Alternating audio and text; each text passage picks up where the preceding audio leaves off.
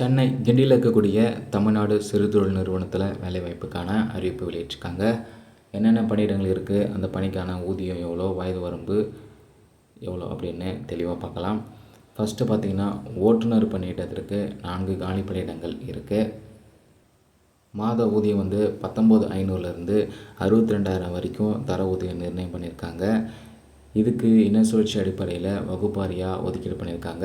பட்டியலின வகுப்பினர் அருந்ததிற்கு ஒரு காலி பணியிடம், மிகவும் பிற்படுத்தப்பட்ட வகுப்பினர் மற்றும் சீர்மரபினருக்கு ஒரு காலி பணியிடம், பிற்படுத்தப்பட்ட வகுப்பினர் முஸ்லீம் அல்லாத பிற்படுத்தப்பட்ட வகுப்பினருக்கு ஒரு காலி பணியிடம், பொது பிரிவுக்கு ஒரு காலி பணியிடம். மொத்தம் 4 காலி பணியிடங்கள் இருக்குது ஓட்டுநர் பணிக்கு. வயது வரம்பு குறைந்தபட்சம் 18லேருந்து அதிகபட்சம் 37 வயது வரைக்கும் நிர்ணயம் பண்ணியிருக்காங்க. அடுத்தது அலுவலக உதவியாளருக்கு காலி பணியிடங்கள் வெளியிட்டிருக்காங்க. இந்த பணிக்கான மாத ஊதியம் 15,700லேருந்து 50,000 வரைக்கும் நிர்ணயம் பண்ணியிருக்காங்க.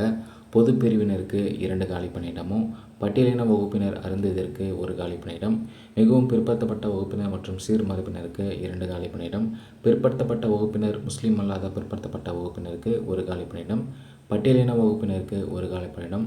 மொத்தம் 7 காலி பணியிடங்கள் இருக்குது. இந்த பணிக்கான குறைந்தபட்ச வயது வரம்பு 18லேருந்து அதிகபட்ச வயது வரம்பு 37 வயது வரைக்கும் நிர்ணயம் பண்ணியிருக்காங்க.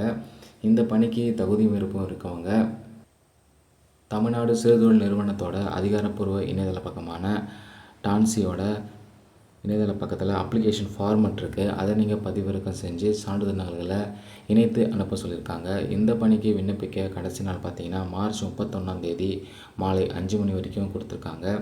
நீங்கள் அலுவலக நாட்களில் நேரிலேயோ போய் உங்களுடைய விண்ணப்பங்களை சமர்ப்பிக்கலாம். இல்லாத பட்சத்தில் அஞ்சல் மூலயமாவோ அனுப்பலாம் அப்படின்னு இந்த அறிவிப்பில் தெளிவாக குறிப்பிட்டிருக்காங்க. இது தொடர்பான சந்தேகங்கள் ஏதாவது இருந்தால் மேலே தொலைபேசின்னு கொடுத்துருக்காங்க, அப்புறம் மெயில் ஐடியும் கொடுத்துருக்காங்க.